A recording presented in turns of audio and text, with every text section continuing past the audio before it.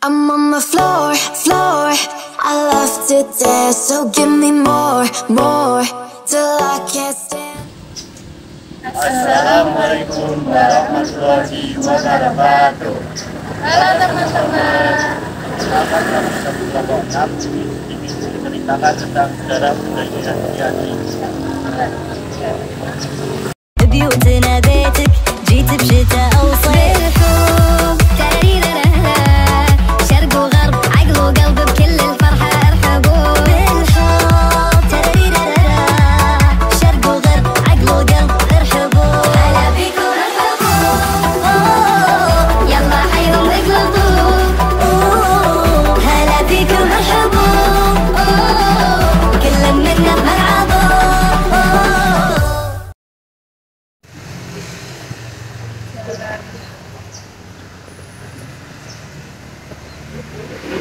Assalamualaikum warahmatullahi wabarakatuh. Halo teman-teman, saya sedang berada di Perjanjian Giyanti yang terletak di Dusun Kerten, Desa Jantiharjo, Kabupaten Karanganyar, Provinsi Jawa Tengah. Mari kita mencari tahu lebih lanjut tentang Perjanjian Giyanti.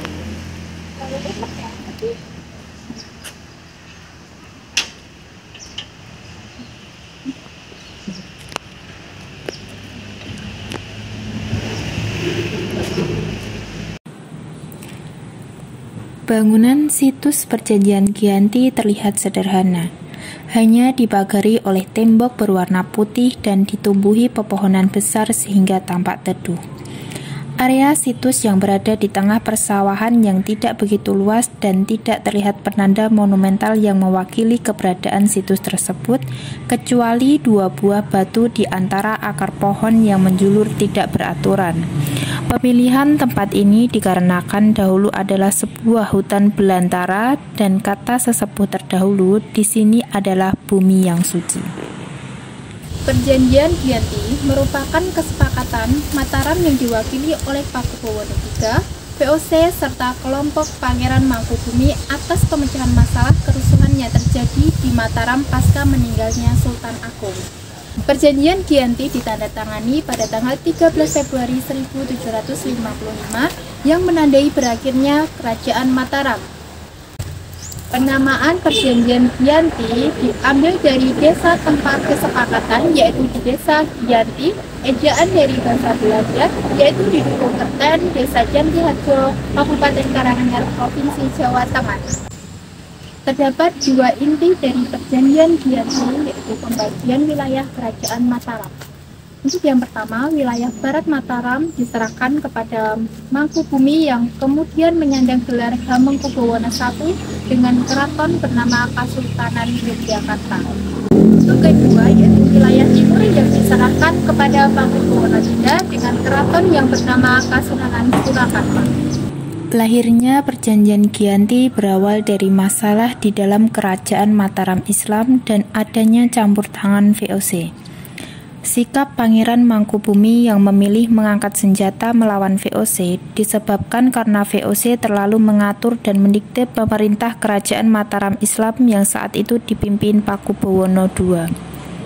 Salah satu hal yang tidak bisa diterima oleh Pangeran Mangkubumi adalah lepasnya wilayah pesisir utara Jawa ke tangan VOC. Padahal wilayah ini menjadi penopang utama perekonomian Kerajaan Mataram Islam.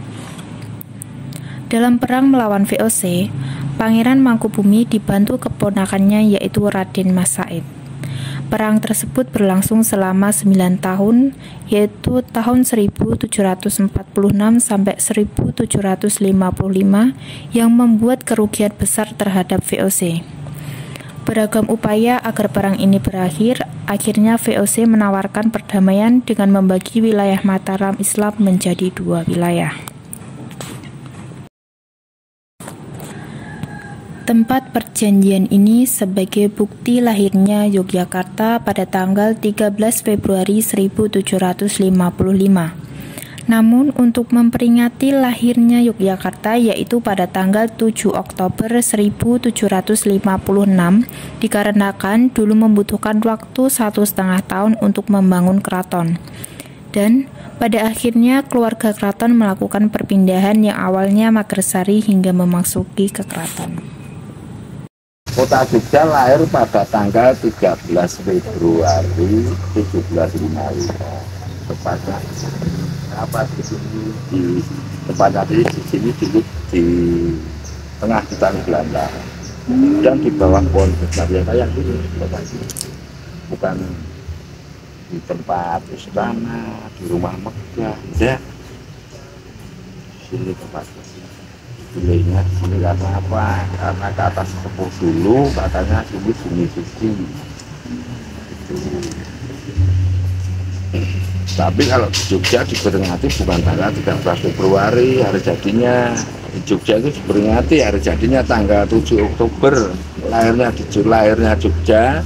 Kalau di Jogja diperingati itu 7 Oktober 1756. Lahirnya 13 Februari 1755.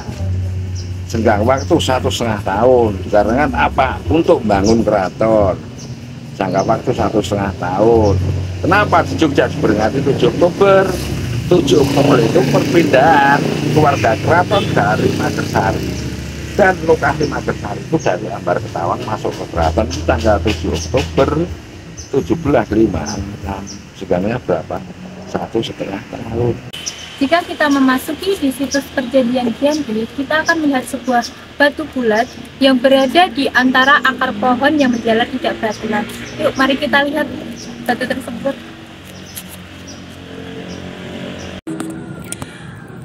Batu bulat tersebut digunakan sebagai meja untuk menulis naskah perjanjian Giyanti. Selain itu, batu tersebut sering digunakan oleh Raden Mas Said sebagai tempat pertapaan dan peristirahatannya. Dan tepat di sebelah batu ini dulu juga ada batu yang digunakan Pakubuwono III untuk duduk dalam penulisan perjanjian. Namun sekarang batu tersebut sudah tertutup oleh akar yang besar.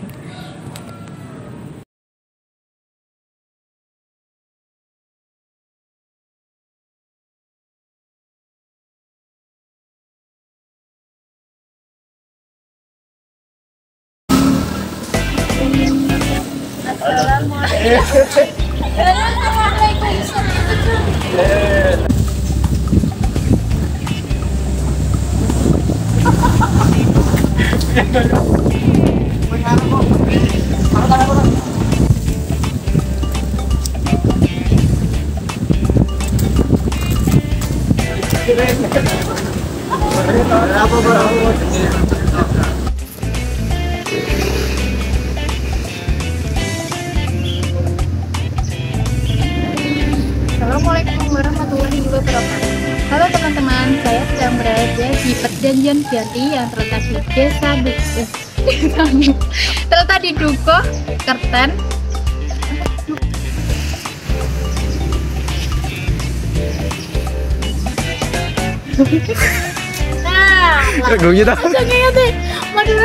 Di desa tempat kesepakatan. Tidak sama Kasunan Surakarta. Salah. Pertama Mas.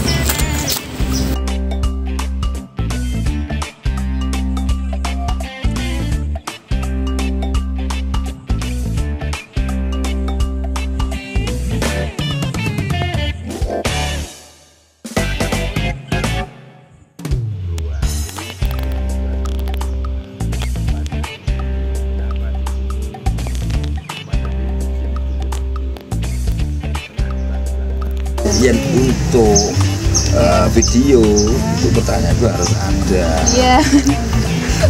Saya bisa menerangkan. Oh iya, wawancara. Oke.